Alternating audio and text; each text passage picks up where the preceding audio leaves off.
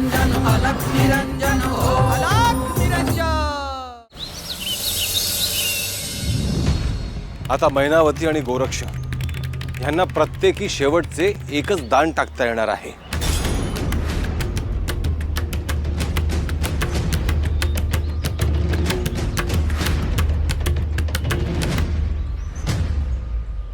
मैनावतीच्या बाजूने कमीत कमी 9 दान पडले तरच ती जिंकेल।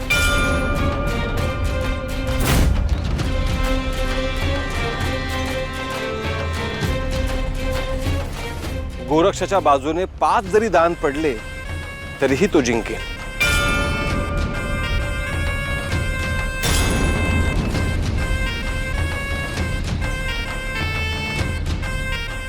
हा अत्यंत निर्णायक क्षण आहे।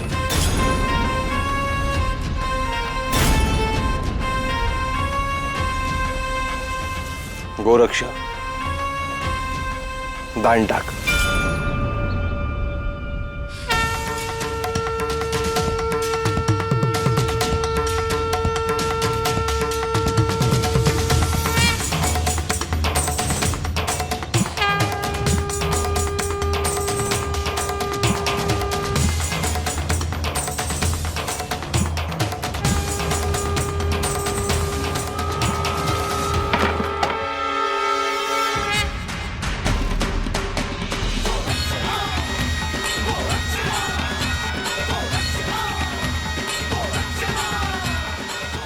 गोरक्षाचे दान 9चे पडले आहे, त्याचे गुण हे अधिक आहेत।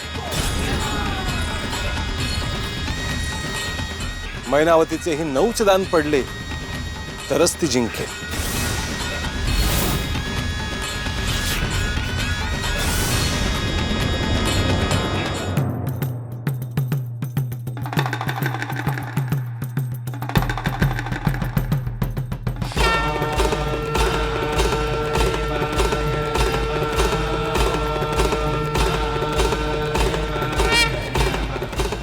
आजचा दिवस निर्णायक आहे। तुम्ही कोणाच्या बाजूने आहात? जो उत्तम खेळ त्याच्या बाजूने। हे अर्ध सत्य आहे। देवी असं का म्हणते आहेत? तुम्ही गोरक्षाच्याच बाजूने असणार।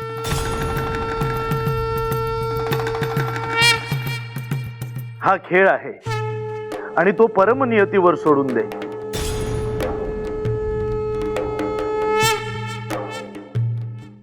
मला हे मान्य आहे, परंतु मच्छिंद्रला निपक्ष राहायला जमेल?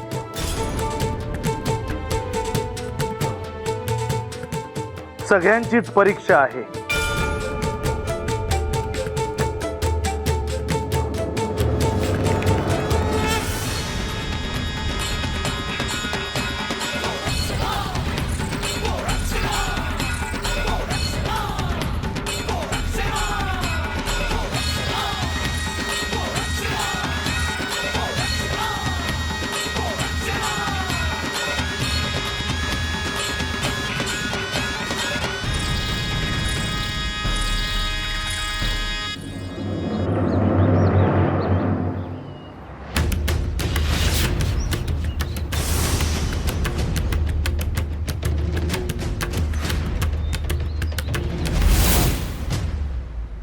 दान टाक मैनावती। नाम तुझे स्वरते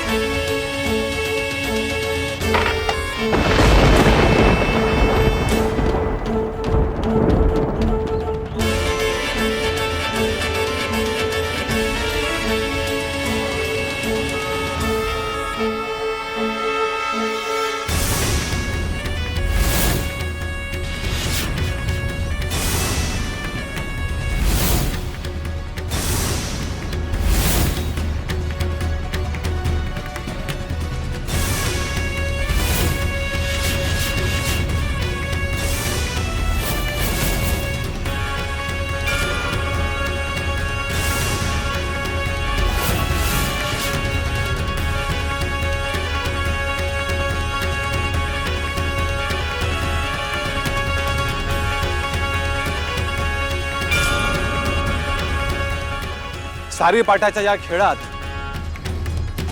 मैनावतीचे दान एक पडले आहे,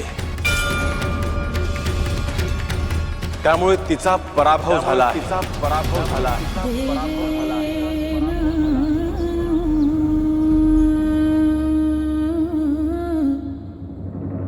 आणि गोरक्षाचा विजय झाला.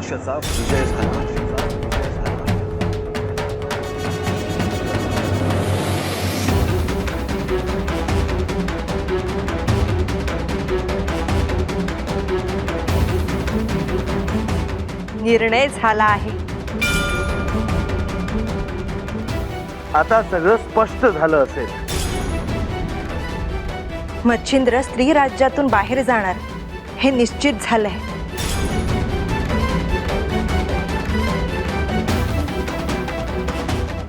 नाथ पंथाचं कार्य पुन्हा नव्याने सुरू होईल. सगळे नाथ एकत्र येतील. येणाऱ्या काळात नवीन नाथांचा जन्म होईल.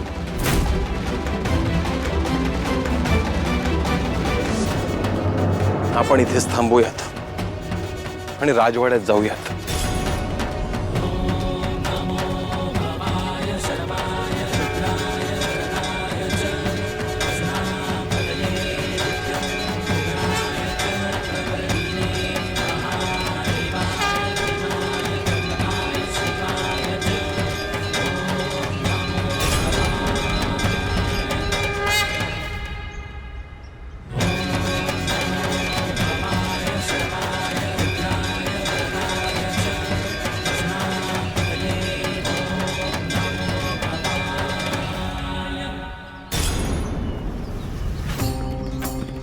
गुरुवर, तुम्ही वचनातून मुक्त झाला आहात.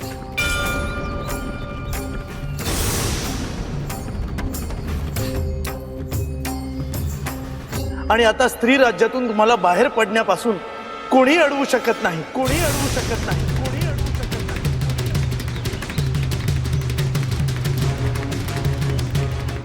आता नाथ परंपरेचे कार्य पुन्हा नव्याने सुरू होणार यात शंका नाही गुरुवर.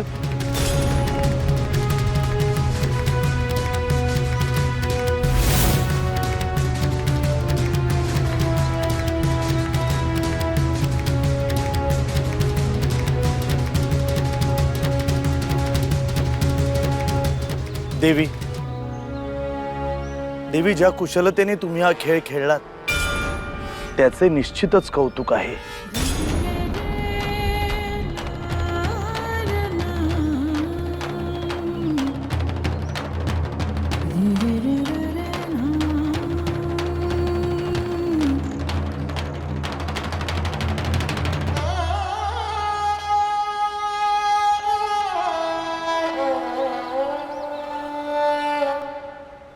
महादेव शंभो.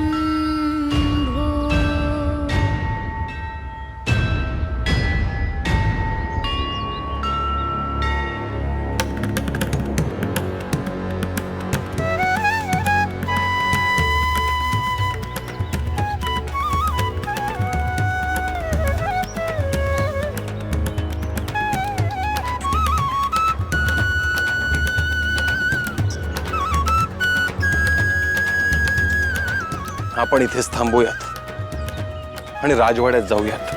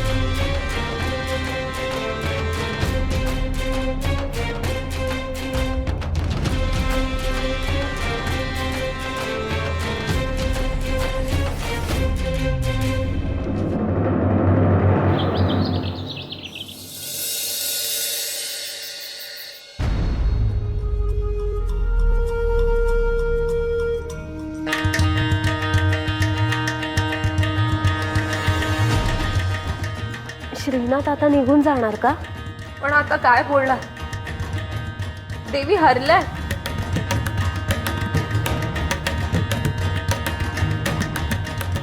जसं ठरलंय तसंच होणार आता.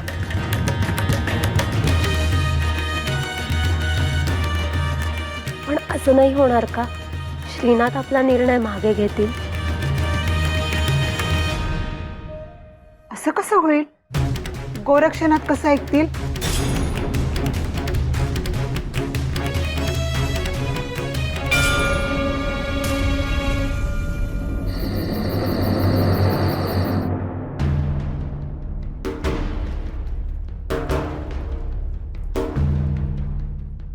गुरुवर, आता माझे समाधान झाले. फार मोठे दिव्य पार पाडलेस गोरक्ष. यावेळी तुमची कृपा होती, तुमची इच्छा होती म्हणून सगळं शक्य झालं. जिंकण्यासाठी तू कोणत्याही सिद्धीचा उपयोग केला नाहीस, हे उत्तम केलेस. जर गुरु सोबत असतील तर कोणत्याही सिद्धींची आवश्यकताच नाही. हाच विश्वास मैनावतीकडे नव्हता, म्हणून तिने तिच्याकडे असलेल्या सिद्धींचा उपयोग केला. परंतु गुरुवर, आता सगळं पार पडलं आहे. आता विलंब नको. आपण आत्ताच इथून निघूया.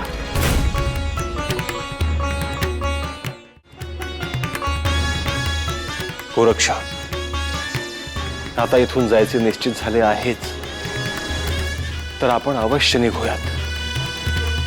परंतु आत्ता नको. फार मोठा काळ मी ह्या स्थिर राज्यामध्ये घालवला आहे, तेव्हा आपण उद्या प्रस्थान करूयात.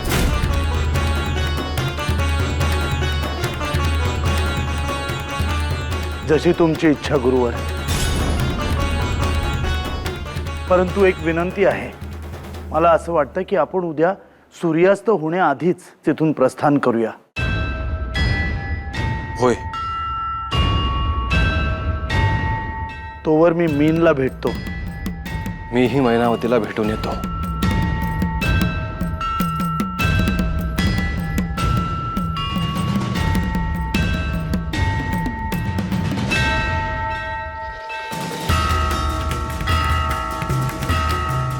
मीन, मला वाटतं की तूही इथे या स्त्री राज्यात थांबू नयेस.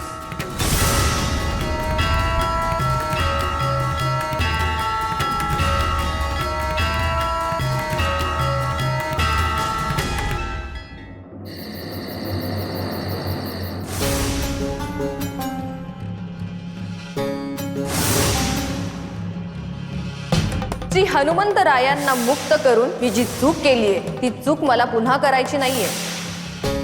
आजवर कोणीही मला अशा प्रकारे बंधन घालू शकले नाही. मी जोपर्यंत तुम्हाला सांगत नाही तोपर्यंत तुम्ही इथून जाऊ शकत नाही. भविष्यात काय होईल हे तुलाही ठाऊक नाही मैनावती.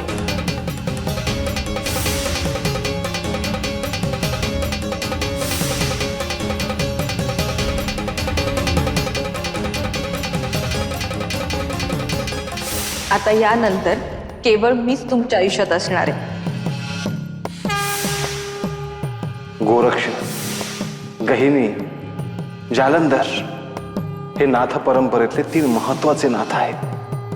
नाथ परंपरेतील इथे कोणी आलं तर तुम्ही काय कराल याचीच भीती मला सतत असते. माझ्या प्रिय गोरक्षाची 12 वर्षांची तपश्चर्या पूर्ण झाली. साधना पूर्ण केल्या केल्या त्याचा पहिला प्रश्न हाच होता की माझे गुरु कुठे आहेत. ते इथे आले आणि तुम्हाला घेऊन गेले तर? तो जेव्हा इथे येईल तेव्हा पाहू. तू त्याचा विचार करू नकोस.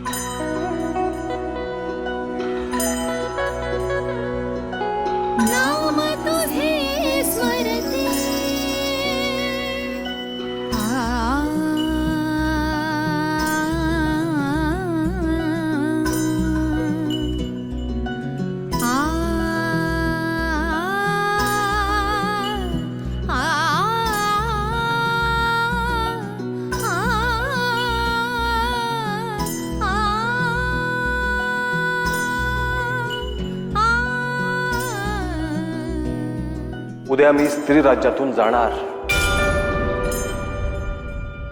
हे निश्चित झालं आहे.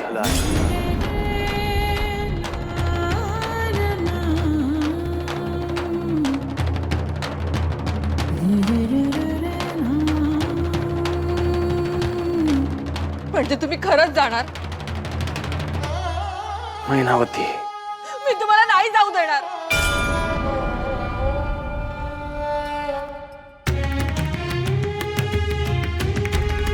तूच खेळ मांडलास, तूच मोडलास. आता मी तरी काय बोलू?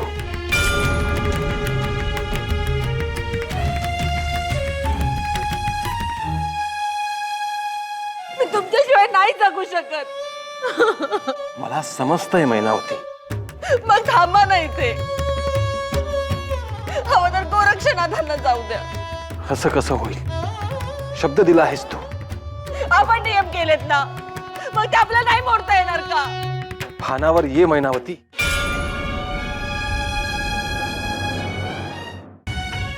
मी उद्या जाणार हे तू स्वीकारून टाक.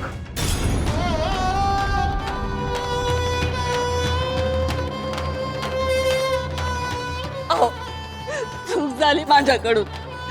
मी सारी पाठ खेळायलाच नको होता. मला वाटलं मी सहज जिंकेन, परंतु तसं नाही झालं.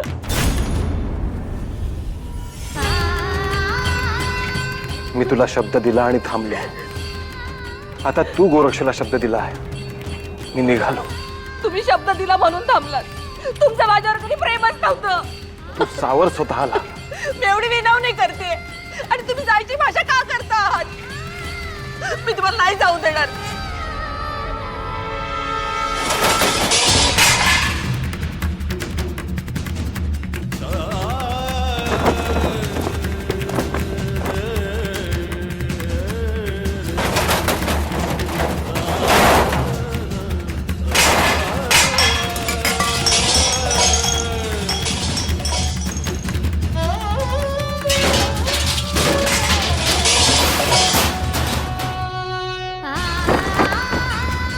मैनावती,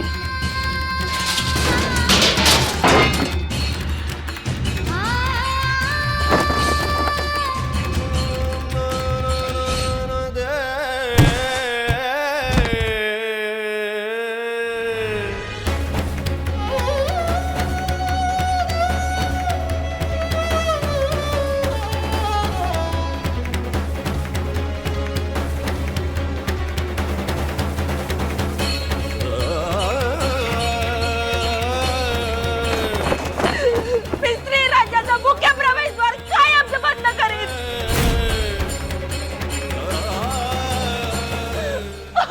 कायमचं बंद करीन.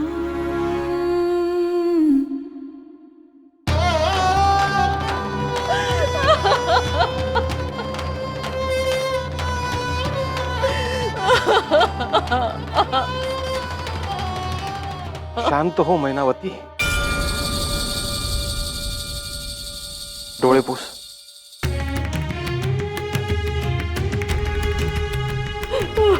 ये इकडे ये. बस.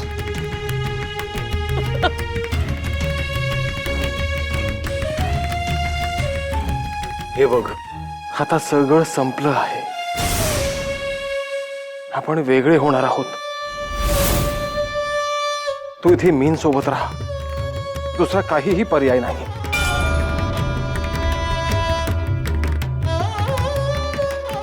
माझं काही चुकलं असेल, हात जोडून क्षमा मागते. नाही मैनावती, तू असं काहीही करू नकोस. तू साम्राज्ञी होतीस, आहेस. तशीच खंबीर राहा. हे असं मलाच बघवत नाही. याचा अर्थ तुम्ही इथे नाही थांबणार.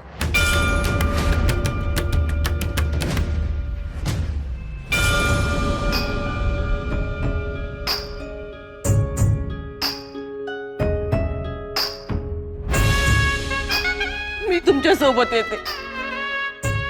या राज्याचा, सिंहासनाचा मला कसलाही मोह नाही. हे तू काय बोलते आहेस मैनावती? मी रानावरात राहील, तुम्ही सांगाल तशी राहील,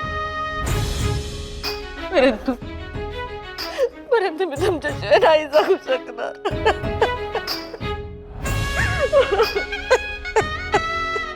मला कल्पना आहे मैनावती, फार अवघड आहे हे. कुणीही कोणालाही सोडून जाणं हे क्लेशकारकच आहे. या आधी मी भोगलेलं आहे हे सगळं. परंतु ऐक, आपल्यामध्ये अजूनही एक नातं आहे, गुरु शिष्याचं.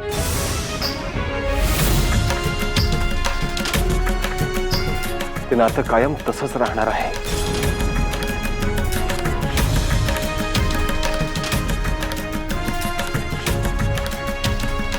आयुष्याचा उत्तरार्ध हा साधनेत, भगवंताच्या चिंतनात घालो मैनावती.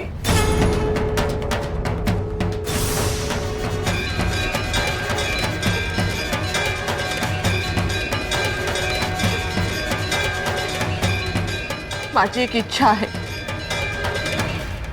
बोल. उद्या मी स्वतः माझ्या हाताने स्वयंपाक तयार करेन आणि तुम्हाला स्वतः वाढेल. तोवर जाऊ नका.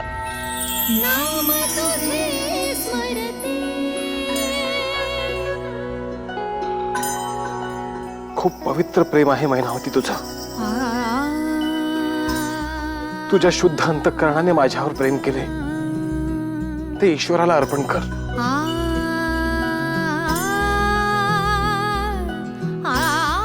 तुला शिवलोक प्राप्त झाल्याशिवाय राहणार नाही.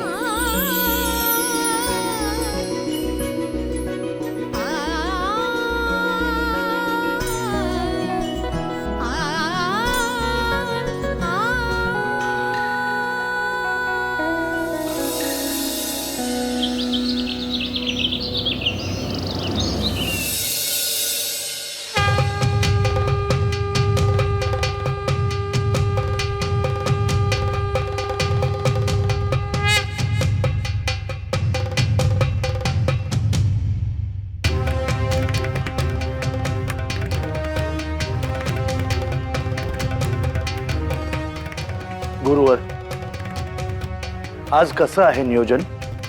मैनावतीची इच्छा आहे की ती स्वतः स्वयंपाक करून जेवायला घालणार. कशाला गुरुवर?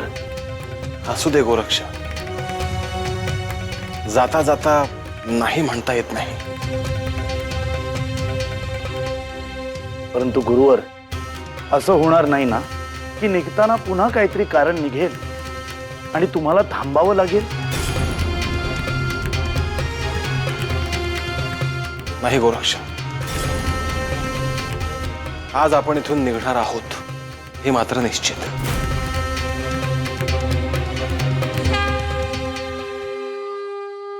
पिताश्री पिताश्री. मीन, बोल बाळ. पिताश्री, तुम्ही आज जाणार?